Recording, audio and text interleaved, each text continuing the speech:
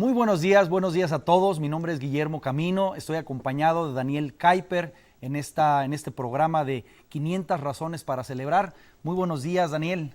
Gracias, hermano Guillermo. Muy buenos días. Muy buenos días. La verdad es que hoy tenemos un programa muy interesante. Vamos a estar hablando acerca de la Reforma Protestante.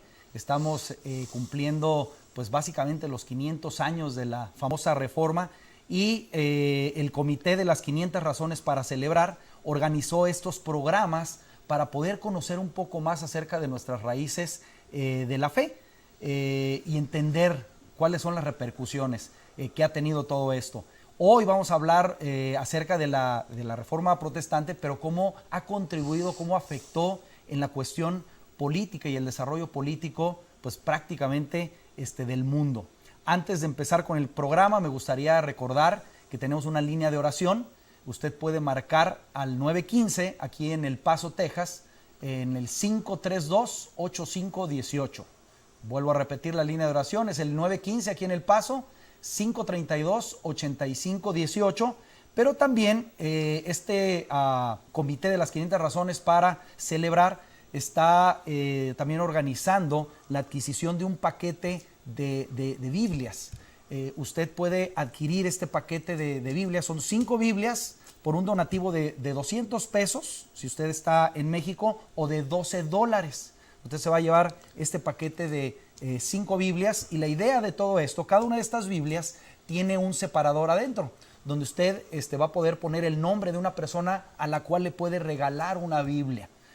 Una de las cosas que trae como consecuencia la Reforma es que tenemos acceso directo a la palabra de Dios en nuestro propio idioma. Es una buena manera de poder celebrar. Le voy a dar los teléfonos de donde usted puede adquirir este paquete de Biblias. En Ciudad Juárez, 656-327-4568.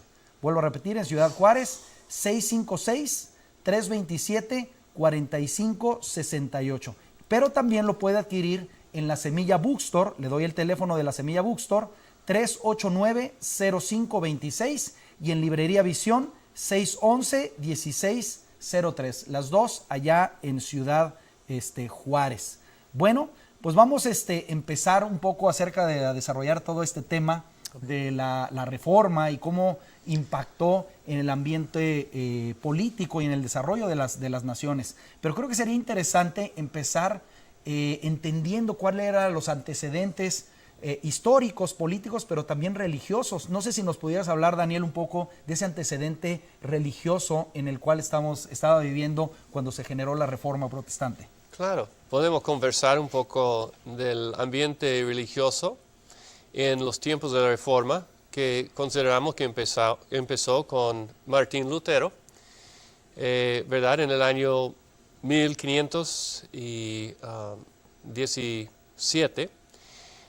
Nosotros sabemos que Lutero era una persona muy afligida con la cuestión de su pecado y la confesión, y nunca podía confesarse adecuadamente.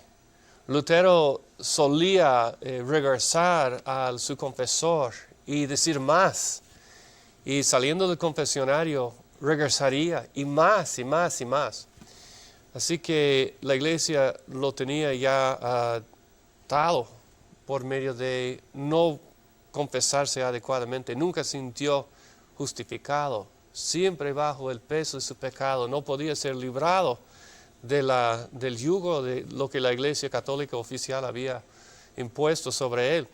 Y quiero decir también, hermano Guillermo, que todos nosotros básicamente en el mundo occidental venimos de un trasfondo católico romano.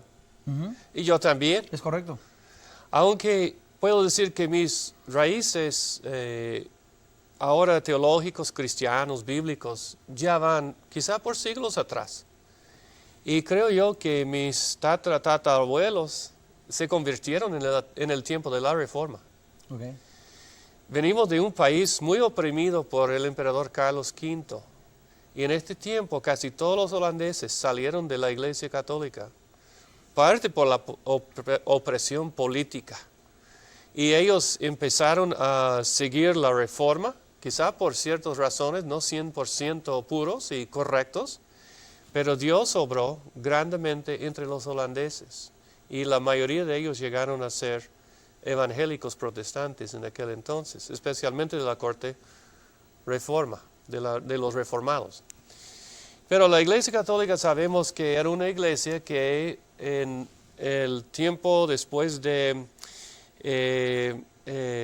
el Constantino se desarrolló más y más y más para dar un tejido a la sociedad, pero también impuso la religión sobre la sociedad. Así que hubo dentro de la iglesia una línea que era siempre conservando y realmente respetuoso a la palabra de Dios y a la fe de los apóstoles, pero hubo otra línea que fue muy, muy contaminada, que obraba por su propio interés, que nomás vio la iglesia como una política, como un mundo político, ¿verdad? Entonces hubo una fusión del Estado y la iglesia. Y podríamos nosotros hablar de la autoridad, ¿verdad? El asunto de la autoridad. Sin duda. Y la iglesia pues tenía un dominio sobre el Estado, sobre los reyes y por muchas formas. No sé si quiere comentar un poco pues, de a lo que mejor, entiende. Me gustaría plantear más o menos el contexto histórico. Mencionabas a Constantino, se hizo el Imperio Romano, se hizo tan grande que se tuvo que dividir en dos. Y básicamente el Imperio Romano se dividió en el Imperio de Occidente, que es lo que parte donde se genera la Reforma, y el Imperio Oriental, que después se convierte en el Imperio Bizantino.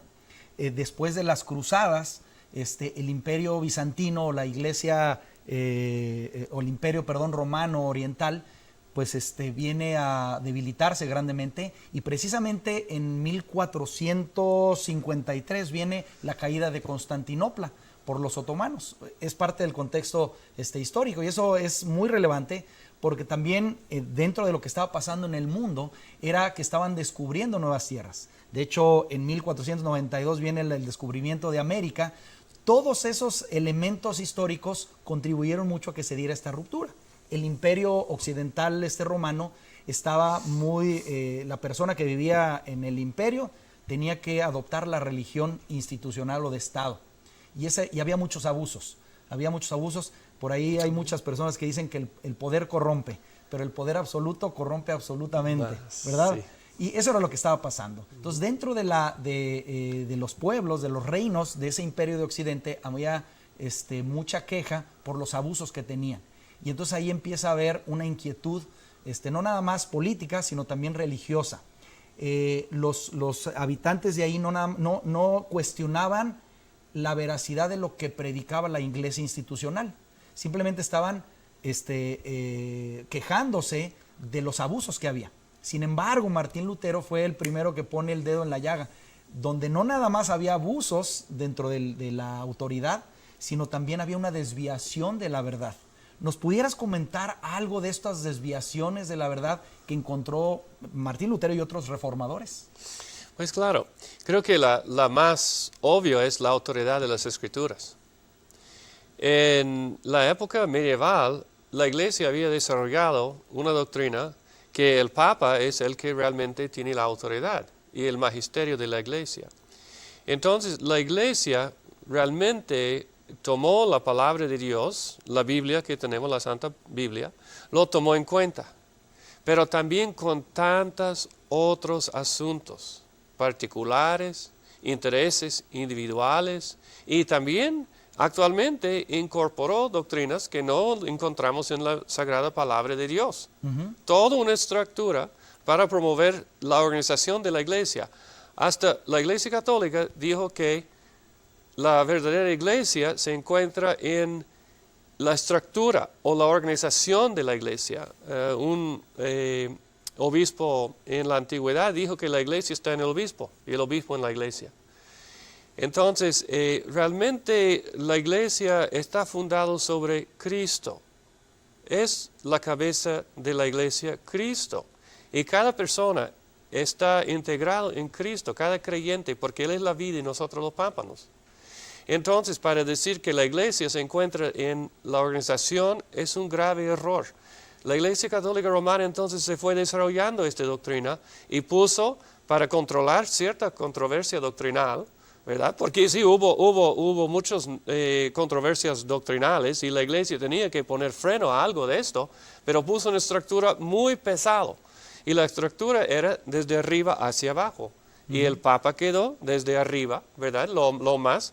Pero ahí entra mucha doctrina falsa. Por ejemplo, la doctrina del celibato del clérigo. Esa es una doctrina totalmente falsa y antibíblico. Y ha provocado muchos problemas en la iglesia de Roma hoy en día.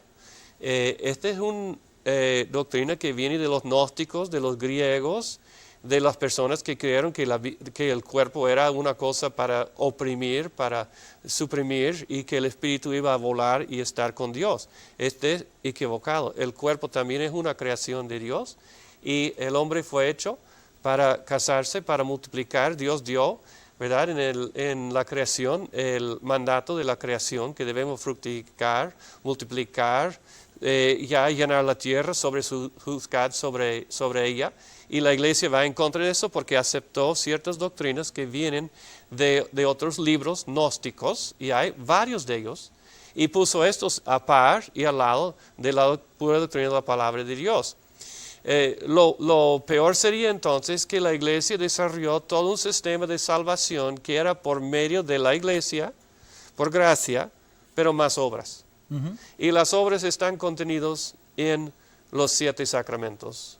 Desde el bautismo hasta la extrema unción o los santos óleos, la iglesia te cubre, te cuida, y algún día quizá, si las cosas te van bien, tú vas a ser salvo.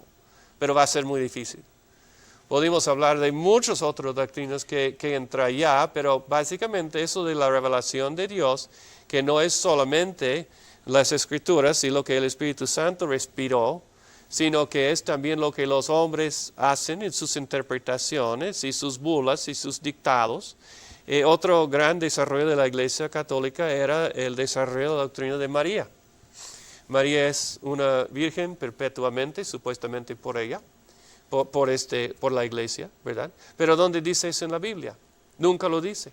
Claro. Y dice que Jesús tenía otros hermanos. Bueno, ellos dicen que estos fueron hermanos que vienen de Josué, ¿verdad? De anteriormente, de su relación anterior, quién sabe. Yo creo que eso no está mencionado en la Biblia, pero viene de otro libro, un evangelio de Tomás o otros evangelios, ¿verdad? Que lo traen. Y eso para proteger y para poner una protección sobre Cristo, diciendo, bueno, si la Virgen es perfecta, entonces su Hijo va a ser perfecto. Pero esto no es lo que la Biblia indica. Indica que cuando Cristo fue concebido, el Espíritu Santo estuvo presente en el seno de la Virgen y que el Espíritu Santo santificó la concepción de Cristo y Él nació sin pecado. Pero nunca dice eso de la Virgen María. Así que hay un montón de cuestiones y la Iglesia impuso esto. Pero más que nada, la iglesia puso un sistema sacramental y de penitencia sobre las personas. Y era dependiente de la iglesia institucional pues, para salvación. La iglesia institucional es la iglesia entonces que manejaba todo y negó lo que es más bien el organismo. Podemos hablar que la iglesia es institución, pero mayormente es organismo. Es correcto. Es un cuerpo. Sí, sí. Y todos necesitamos uno al otro. Es correcto. Y funcionamos cada quien con la llenura del Espíritu Santo. Cada creyente tiene el Espíritu Santo. Ahora, la iglesia realmente negó toda esa doctrina de la comunidad de los santos.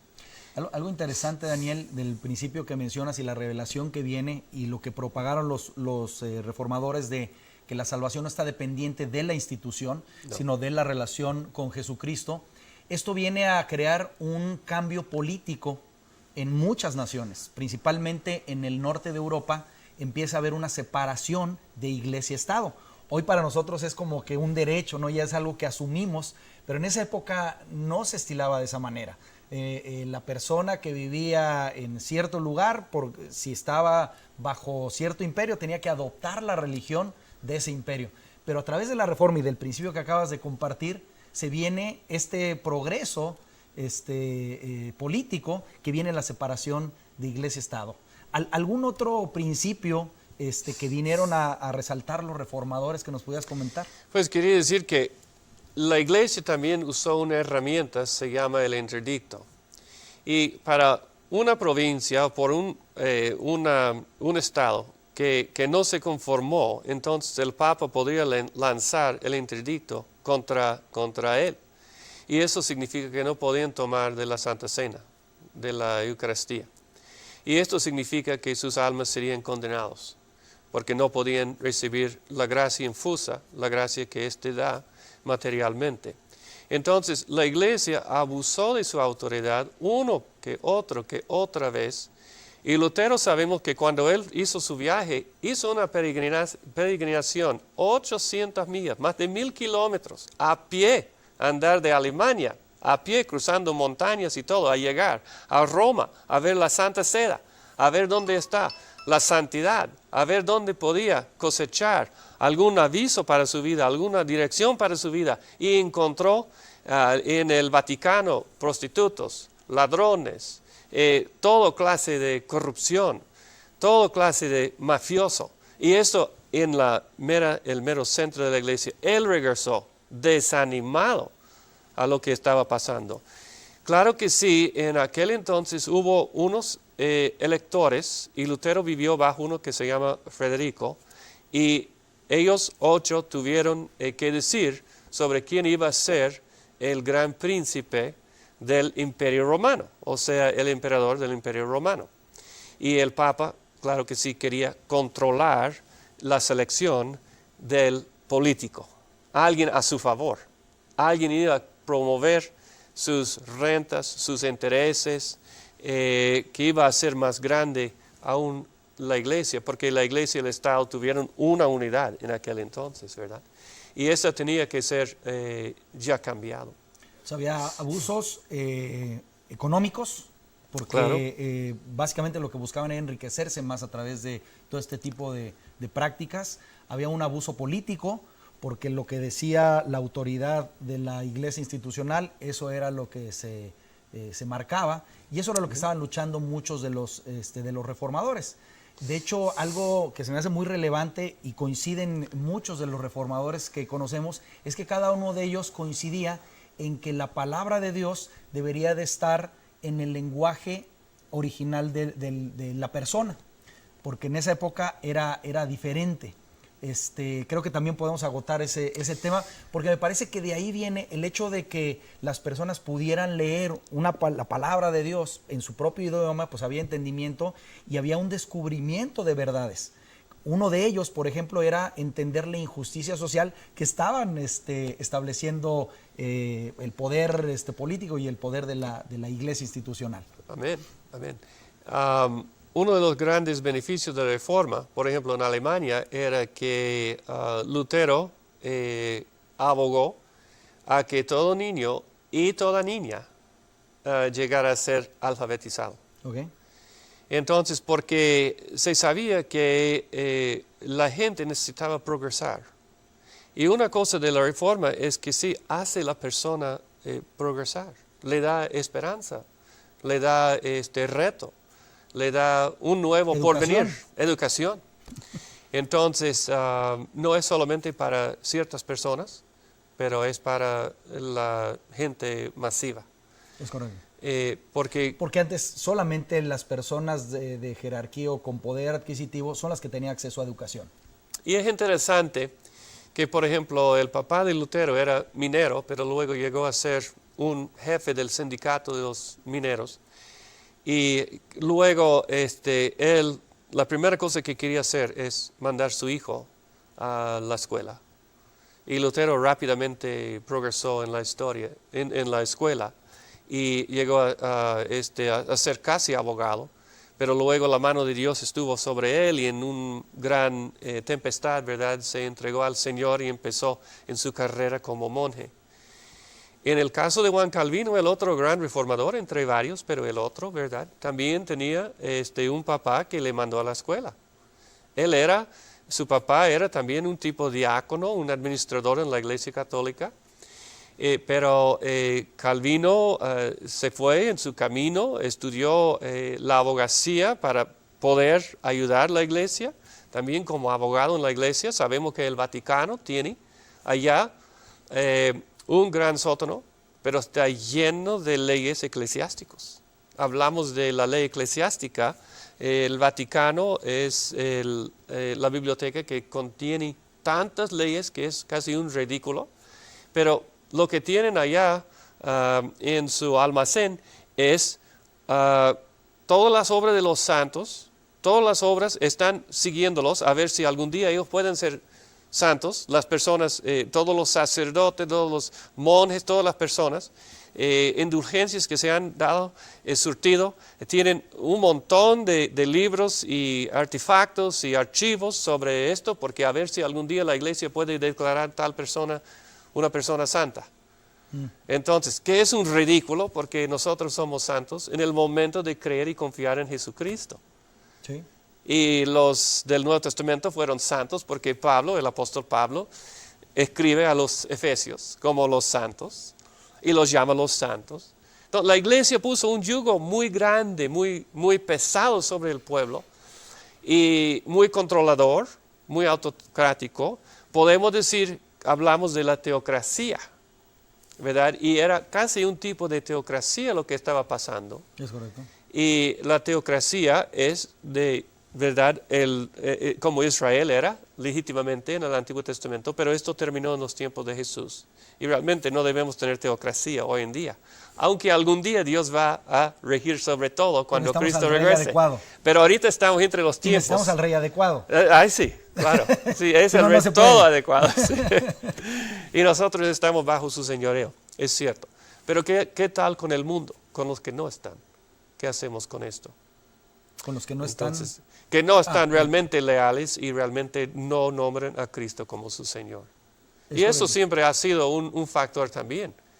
Que eso trae también un cambio de pensamiento, porque si con el pensamiento anterior yo estoy dentro de, si pertenezco a la iglesia institucional, pero ahora con el nuevo conocimiento de que no se trata de pertenecer a una institución, sino se trata de tener una relación personal con el Señor, nos hace responsables de nuestros propios actos. Cierto que sí. Y nos hace entender el principio de mayordomía, que yo creo que eso también viene a transformar las sociedades, primeramente en Europa del norte y posteriormente con la conquista de América, pues viene también a repercutir en todos los nuevos descubrimientos, pero nos hace responsables de nuestros actos frente a la gente. Y eso trae, pues también obviamente, promueve la justicia social, promueve el trabajar de manera adecuada nuestros dones, nuestros talentos, y eso trae desarrollo. Yo creo que también es un elemento interesante para mencionar, ¿no? Porque hemos mencionado, por ejemplo, la separación, como consecuencia de la reforma, la separación iglesia-estado. También el desarrollo educacional, porque empieza la alfabetización. El hecho de tener que leer la palabra de Dios, empieza a haber un desarrollo cultural, un desarrollo educativo. La gente empieza a aprender a leer y eso trae un desarrollo también económico. De hecho, hoy en día podemos ver que Europa del Norte son países más desarrollados, hablando económicamente, con mayor poder adquisitivo. Yo creo que viene también impregnado de esta nueva filosofía que estaba, esta nueva idea, si lo podemos decir así, que venían con los reformadores. La democracia no es solamente lo que viene de la reforma, obviamente, ¿no? Claro. Porque hubo también muchos deístas y personas que fueron racionalistas. Pensamiento griego. Pensamiento griego, etcétera, en cuanto a la formación de la democracia. Aunque tiene, como dice hermano Guillermo, tiene una base fuerte allá, porque empezamos a descubrir otra vez lo que dice la palabra de Dios sobre el hombre. ¿Quién es el hombre? Y la pregunta fue siempre dado, ¿para qué fuimos hechos? Entonces, pero el hombre fue creado según la imagen de Dios. Ahora, cada hombre fue dado dignidad. Cada hombre le fue dado dones o capacidades. Entonces, ¿por qué algunos pocos controlan todo? Esa sería la pregunta, ¿verdad? Y la iglesia y la recepción de la palabra de Dios entonces abrió el camino para más participación. En lugar de solamente uno que controla todo, ya tenemos más bien una participación de los demás. Es correcto. Y cada quien debe tener un destino, cada quien debe tener una vocación, cada uno debe tener una oportunidad, no algunos cuantos pocos. Es correcto. Entonces los tiempos estaban cambiando, ¿no?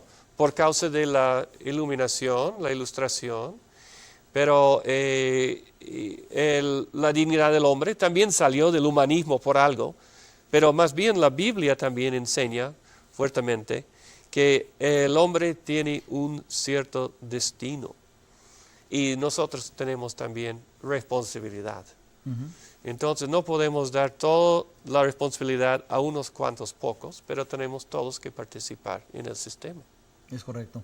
Hay también un principio que creo muy relevante que como consecuencia trae mejoras en los derechos de las mujeres y también la abolición de la esclavitud, donde dice que ya no hay griego, ya no hay judío, ya no hay esclavo y no es libre, ¿verdad? Donde todos delante de Dios somos iguales. Sí. Ese también fue un cambio, me parece importante para lo que se vino a dar después en el desarrollo de las naciones. No sé si quisieras comentar algo respecto de esto. Bien dicho, fue un cambio muy diferente, ¿verdad? Que ahora el hombre creado según la imagen de Dios, aunque nosotros hemos caído en pecado y nuestra imagen está horriblemente dañada y queda más opaco, pero todavía el hombre tiene dignidad y así que debemos tratar a nuestro prójimo con dignidad y así que la educación es fundamental,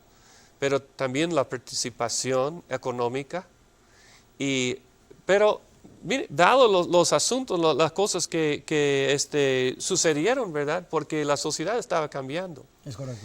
Y luego va a ver que hay un cambio y el mundo queda más industrial, que la gente se mueve y se pasa a las ciudades, se ven muchos diferentes asuntos que están ocurriendo en aquel entonces. Sí.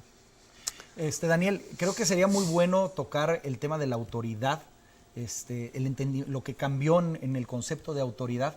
Pero antes de entrar a este tema, y creo que podemos abordar también en ciertos avances que hubo a nivel económico, social y político, pero queremos tener un video musical. Pero antes del video musical me gustaría recordar que tenemos la línea de oración, pero también si usted quiere adquirir a través de un donativo estas 5 Biblias que estamos festejando por medio del comité de las 500 razones para celebrar, si usted quiere adquirir este paquete por un donativo de 200 pesos o de $12, usted puede llamar al 656-327-4568. 327-4568 son 5 Biblias. La idea es que usted la dedique, ore y se le entregue a alguien para motivar el que podamos leer la palabra de Dios, que el privilegio que tenemos antes no se tenía, poderlo leer en nuestra propia lengua. Bien. Vamos a un video musical y regresamos con esta interesante plática. Recordamos nuestra línea de oración. Si usted tiene alguna petición de oración, le animamos a que usted marque el 915-532-8518. Vuelvo a repetir la línea de oración, 915-532-8518.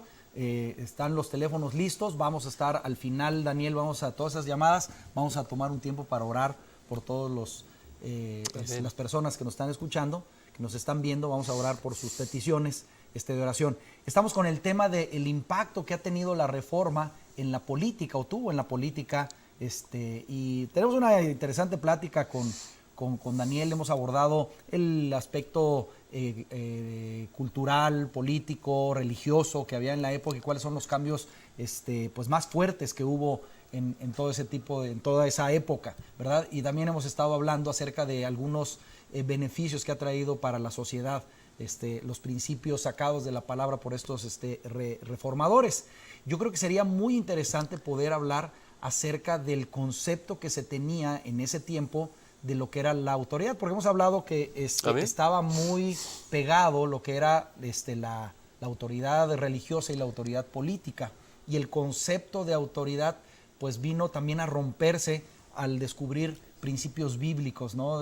Verdades bíblicas. ¿Nos podías comentar alguna de estos principios que vinieron a transformar también esa mentalidad de cómo se veía la autoridad? Es interesante la cuestión de la autoridad, porque ahora obviamente en la reforma la autoridad va a ser la palabra de Dios y no va a ser una estructura estrechamente dada a la gente. Podemos ver la diferencia, por ejemplo, en la colonización de los Estados Unidos de América y de los países en América Latina. Y lo que vemos es que viene Cortés a la orilla de Veracruz, planta la cruz y dice, veo la cruz o Veracruz, y voy a conquistar otra vez esos terrenos para la Santa Iglesia. Así que vino el conquistador para conquistar. Y lo que hizo es que vio a veces la gente como animal, porque ellos no fueron cristianos. Ahora la Reforma no bajo ningún pretexto creó lo mismo. Y luego hubo una subyugación y una opresión muy fuerte, muy dramático, porque iban a poner todo ese terreno bajo la autoridad de la iglesia y los obispos, etc. Ahora en las Américas, ¿qué pasa? Vienen los peregrinos, vienen en familias, no vienen como soldados, vienen a colonizar, vienen para fines de libertad religiosa, se establecen pequeñas colonias también, lugares donde ellos puedan adorar a Dios en libertad, ¿verdad? Y empieza realmente los Estados Unidos a base de esto. Entonces hay un contraste muy grande porque podemos ver que grupo avanzó más en cuanto a su autoestima, en cuanto a su proyección al mundo, en cuanto a su educación, en cuanto ¿cuál sistema quiere? ¿Uno que totalmente controla a la persona o que da una buena medida de libertad a la persona? Que ese es parte del parteaguas, ¿no? Digamos que Europa del Sur se quedó con ese sistema donde estaban controlados por el Estado y estaban controlados por la Iglesia. Y esos son los cambios que trae parte de esta reforma y de todos los reformadores. Ahora hay la oportunidad de decir, no tienes que estar sometido. Pero sin embargo, empezaron a haber grupos de todo tipo, ¿no? Al menos mencionas 3 corrientes. Si nos pudieras hablar de estas 3 corrientes o de estas 3 perspectivas que se empezaron a crear en esa época. Pues desde la Reforma podemos ver también los que querían tener una continuación del Estado, y el Estado totalmente informal y controlado por algunos pocos, ¿verdad?, por la Iglesia. O sea, restablecieron otra vez la Iglesia, en este caso la Iglesia de la Reforma, la protestante, y ellos tuvieron un cierto control sobre la sociedad que había. Y eso es cierto porque ellos siguieron cierto modelo. Dieron libertad, pero hasta un cierto punto de libertad. Y la Reforma entonces, los príncipes, los electores, ellos, Martín Lutero bajo Federico, ¿verdad? Ellos se cambiaron y la mayoría de las iglesias ahora iba a ser, y toda la provincia de allí, del Palatinate, llegó a ser luterano. Entonces el rey dictó esto. Adoptaron lo mismo de donde venían. Algo similar a lo que venía, ¿verdad? Porque fueron hijos también. Y en Ginebra también Calvino, él también hizo que la ciudad fuera una ciudad reformada. Y las catedrales se quitaron las imágenes, se quitaron el sistema anterior, la gente llegaba a escuchar la predicación de la palabra. Hubo mucho avance en cuanto, ¿verdad? Pero cuando Calvino vino a Ginebra, hubo una ciudad que era más bien libertina, libre de todo. Hubo borrachera, hubo abuso de personas libremente, hubo desnudez, hubo toda clase de libertinaje.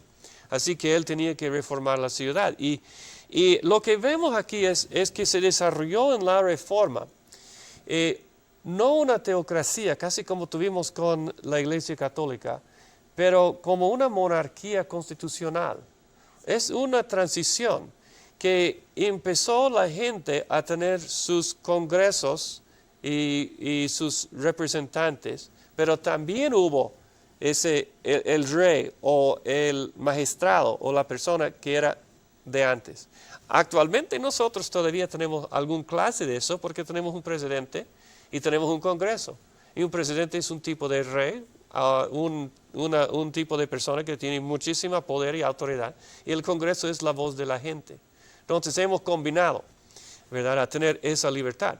Pero yo creo que podemos decir que la influencia de la Reforma es dar a la gente más confianza, más libertad, más porvenir y como hemos mencionado, respetar más bien la libertad de la persona.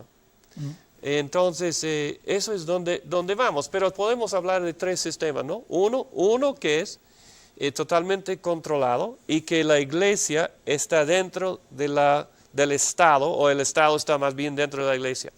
Otro donde en la Reforma desarrolló ciertas personas que dijeron que la iglesia es satánico, que la iglesia es malo, que la iglesia no debe ser, no se debe relacionar con la iglesia, vivir por separado de la iglesia. No entramos en asuntos de guerra, no entramos en nada de la iglesia, ni quieren pagar impuestos, ni quieren hacer nada con la iglesia.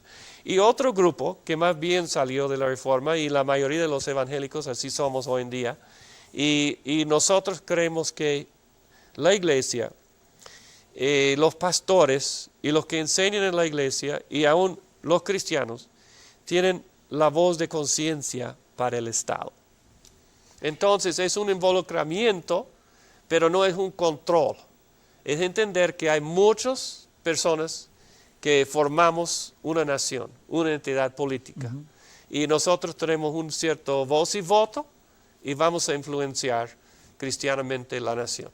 Es interesante lo que mencionas porque cuando hablamos de la Reforma, yo creo que muchas veces pensamos solamente en el evento de las 95 tesis de Lutero y ahí fue la Reforma, pero realmente fueron siglos donde los creyentes nos fuimos reformando, fuimos aprendiendo la palabra de Dios. Yo creo que hoy en día todavía estamos en tiempos de reforma como nunca. Yo creo que hoy estamos en tiempos donde realmente necesitamos una nueva reforma porque hemos caído en muchos vicios que se presentaban anteriormente. Y obviamente, pues aquí viene el tema principal que yo creo que valdría la pena, porque nos quedan pocos minutos, tocar eso.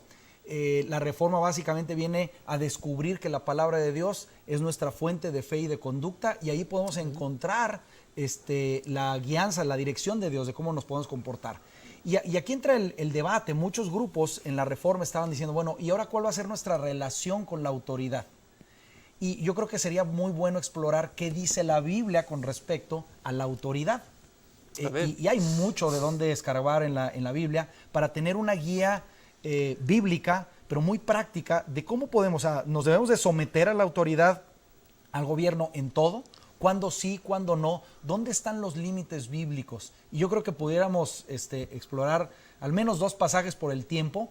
Uno, me mencionas el libro de Daniel, y el otro, pues el pasaje más extenso del Nuevo Testamento, de Romanos 13. Ok, muy bien. Bueno, sabemos que nuestro Señor Jesucristo dijo que hay que dar a César lo que es de César y a Dios lo que es de Dios. Entonces, verdad, primero Dios en todas las cosas. Pero mientras esperamos la venida de nuestro Señor Jesucristo, cuando Él va a establecer en el nuevo cielo, en los nuevos cielos y la nueva tierra, va a establecer su reino eterno, y Él va a ser príncipe, va a ser rey, va a ser Señor de todas las cosas. Nosotros vivimos entre los tiempos y tenemos que enfrentarnos con sistemas de gobierno.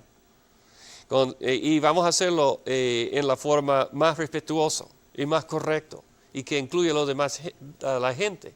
Y entendemos que el gobierno que tenemos hoy en día es como la sociedad, no es perfecto, es muy lejos de lo perfecto.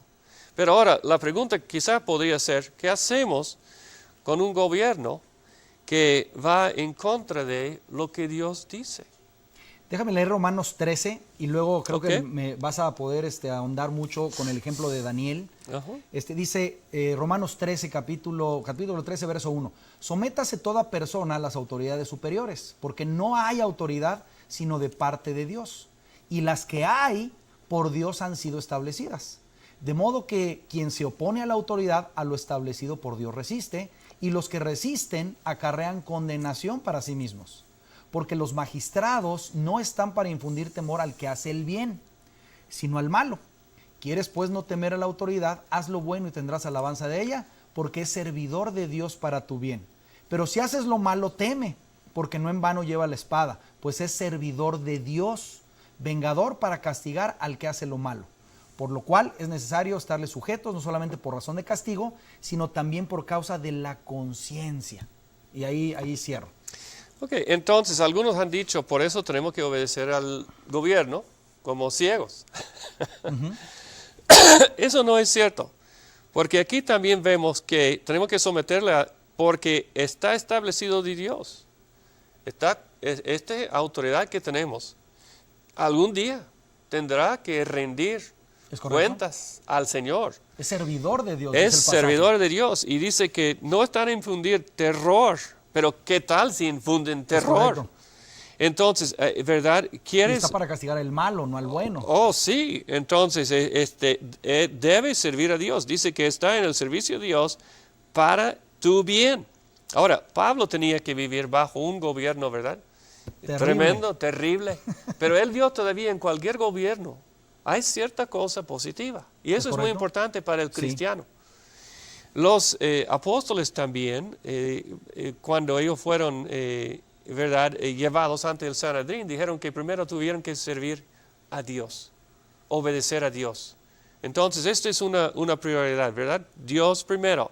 Pero básicamente nosotros tenemos que respetar, someter y ya tener nuestra obediencia al gobierno. Ahora, esto no es decir que no hay forma de resistir al gobierno o de corregir el gobierno o participar en el gobierno. Quiero decir que el reino de Dios se puede entender como todo el universo, ¿verdad? Dios es dueño de todo el universo. Pero por otra parte, el reino de Dios se encuentra intensamente en Cristo Jesús y los que le siguen a Él, porque Él es el primero del reino. Él vino a establecer el reino. Entonces, el reino de Dios está en los corazones de los que le siguen. Ahora, en la iglesia entonces celebramos el reino de Dios y el príncipe, el Señor del reino. Pero el reino de Dios también se extiende al mundo porque somos la sal y la luz del mundo. Entonces nosotros tenemos que ser los que influencien al mundo y en muchas áreas, educación, ¿sí? En labor, en el mundo político, el mundo social, en todas las ramas nosotros debemos ser la sal y la luz. Y por eso el reino de Dios está ahora extendiendo al mundo a través de los cristianos, por un tiempo. Un buen ejemplo es Daniel. Tú y Daniel es un buen ejemplo. Porque él estuvo, verdaderamente, a veces le pidieron cosas que eran contrarias a lo que estaba establecido por la palabra. Pues sí, hermano Guillermo, empieza con desobediencia civil. Ok. Recordamos que Daniel fue una persona erudita. Probablemente tenía 15 años, era un quinceañero, y lo llevaron lejos, era una persona devota al Señor, probablemente una persona real, podemos decir. Y él fue llevado a cautiverio, le cambiaron la lengua, le cambiaron las costumbres, ¿verdad? Pero luego ya, cuando empieza ya, y ya está bajo consideración de ser uno de los consejeros del rey, ¿qué es el requisito que tenía que hacer? Pues comer la comida de los babilónicos. Sacrificadas a ídolos y cosas así. Exacto. Ahí vamos. ¿Por qué no lo comió? ¿Porque era carne? No. Pero porque le cambiaron el nombre, le pusieron Bel sobre él, el nombre de su dios, ¿verdad? De Marduk. Le pusieron un nombre de un dios horrible, sangriente sobre él, ¿verdad? Pero le asignaron ciertas comidas. Y esas comidas fueron ofrecidas a los ídolos. Y cuando uno toma entonces esa comida, entra la divinidad o las fuerzas satánicas. Y eso le da fuerza para juntarse con el gobierno, para ser miembro del gobierno, etc. Así que Daniel dijo, no, yo no me rindo al demonio, no tomo, no sigo el mandato del rey, sino que voy a comer la comida kosher. Vio una alternativa, que la se alternativa. Lo valioso de Daniel, ¿no? Vio la salida, oye, te propongo esto. Y era mucho más que solamente asunto de comida. Es correcto. No es que sabía comer sano, como algunos dicen. Era un asunto de cuál es tu lealtad. Correcto. ¿Verdad? Entonces Daniel resistió. Y vemos esto a través de la historia de Daniel. Y la influencia de él. 4 reinos pasaron. Sí. Y Daniel estuvo pues muy metido en la política, influyendo en las decisiones de los gobiernos, de dos imperios diferentes, ¿verdad? Adversos. ¿Cómo le hizo? Porque muchas de esas decisiones eran contrarias a sus convicciones. Sí. Porque ahí podemos tomar mucho ejemplo de cómo deberíamos de responder nosotros. Pues él, aun cuando el rey le pidió interpretar su sueño, ¿verdad? Él esperaba, pues todos los magos esperaron que el rey dijera, por lo menos, qué es el sueño. Y él dijo que no. Entonces Daniel le pidió al Señor y recibió la visión en la noche y él interpreta el sueño él da y él interprete, ¿verdad? Pero ¿qué hace Daniel? Dice cosas muy duras, muy difíciles. Dice que va a salir una piedra de la montaña y que va a tronar su reino, y eso es muy difícil de decirlo, pero Daniel no tenía ninguna reserva, y tampoco cuando sus amigos tuvieron que hincarse antes de la estatua del rey, ese estatua grandísimo, Daniel resistió, dijo que no. Y tampoco cuando tuvieron que adorar a Darío, Daniel se fue a la fosa de los leones en lugar de obedecer. Entonces el cristiano tiene que ponerse muy, muy valiente y no hacer las cosas que van en contra de lo que Dios dice. Un buen principio pudiera ser que el sometimiento a las autoridades debe ser siempre, pero la obediencia está condicionada solamente si no contradice la palabra establecida por Dios. Yo creo que sí. ¿Podría ser un buen principio? Sí, sí, cierto. Y en ese sometimiento, en ocasiones, pues tenemos que arriesgarnos como lo hizo Daniel. Pues sí. Nunca vemos violencia de parte de Daniel tampoco, ¿verdad? Y personas como Martin Luther King fueron... Buen ejemplo para eso. Y ellos vieron Martin Luther King como Martin Luther, que él tampoco promovió la violencia. Pero todavía nosotros podemos, ¿verdad?, avisar, aconsejar y dar conciencia al gobierno, porque sin los cristianos el gobierno realmente no va a tener conciencia. Entonces... Nos queda un minuto, Daniel, y yo creo que sería muy bueno... a lo mejor es mi perspectiva. ¿Qué pudiéramos hacer en 30 segundos? Aprender de lo que sucedió en la Reforma para los tiempos de hoy. Yo soy un convencido de que hoy estamos en tiempos donde también necesitamos una nueva reforma en la vida de la iglesia.